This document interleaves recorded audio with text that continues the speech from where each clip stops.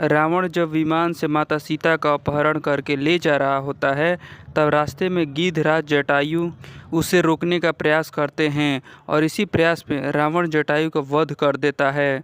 जटायु का अंतिम संस्कार करने के बाद श्री राम और लक्ष्मण सीता की खोज में निकल पड़ते हैं। खोजते हुए वे सबरी के आश्रम पहुंच जाते हैं। इसके बाद उनका हनुमान जी और सुग्रीव जी से मिलन होता है। सुग्रीव अपनी व्यथा से राम को सुनाते हैं। सुग्रीव की व्यथा सुनकर राम जी बाली वध के लिए तैयार हो जाते हैं और सुग्रीव और बाली के युद्ध के दौरान राम जी बाली का वध करके सुग्रीव को किष्किंधा का राजा बना देते हैं।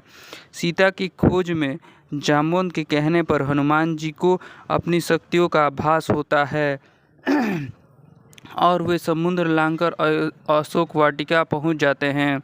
वहां उनकी विभीषण से भेंट होती हैं। इसके बाद वे माता सीता को श्री राम की अंगूठी देकर श्री राम के बारे में बताते हैं। इसके बाद हनुमान जी को मेघनाद बंधक बनाकर रावण के समक्ष खड़ा करता है, तो वो रावण को श्री राम के समक्ष समर्पण करना या युद्ध के लिए तैयार रहने के लिए कहते हैं। ये सुनकर रावण उनकी पूंछ में आग लगा देता है। हनुमान जी अपनी जलती हुई पूंछ से लंका को जला देते हैं। लंका दहन के बाद हनुमान जी विभीषण की मुलाकात श्री राम से कराते हैं और तब नल और नील की योजना से समुद्र पर सेतु का निर्माण किया जाने लगता है। अंत में श्री राम बाली पुत्र अंगद को रावण की सभा में भेजकर समर्पण करने और शांति का अंतिम प्रस्ताव का संदेशा देते हैं। रावण नहीं मानता है तो अंगद अपनी शक्ति का प्रदर्शन करके चेतावनी देकर लौट आता है। इसके बाद राम और रावण का युद्ध होता है। तीसरे दिन के युद्ध में श्री राम का कुंभकर्ण से युद्ध होता है और तब कुंभकर्ण मारा जाता है। कुंभकर्ण और रावण के पुत्रों का मारे जाने के बाद लक्ष्मण मेघनाद का युद्ध होता है। तब मेघनाद राम लक्ष्मण को नागपाश में बंधक देता है और फिर गरुड़ जी की सहायता से राम लक्ष्मण को नागपाश से मुक्त कराया जाता है। इसके बाद मेघनाद के प्रहार से लक्ष्मण जी मूर्छित हो जाते हैं। तब हनुमान जी वैद्यराज सुषेण के कहने पर संजीवनी जड़ी बूटी का पहाड़ ले जाते हैं।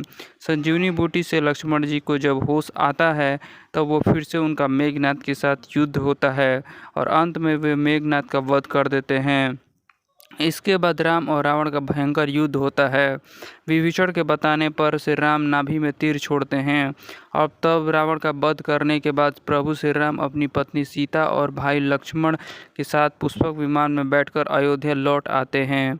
अयोध्या में प्रभु श्री राम, लक्ष्मण और माता सीता का भव्य स्वागत होता है और बाद में उनका राज्य अभिषेक होता है। राज्य अभिषेक में हनुमान जी, सुग्रीव, जामवंत, अंगद सहित वानर सेना की कई लोग शामिल होते हैं।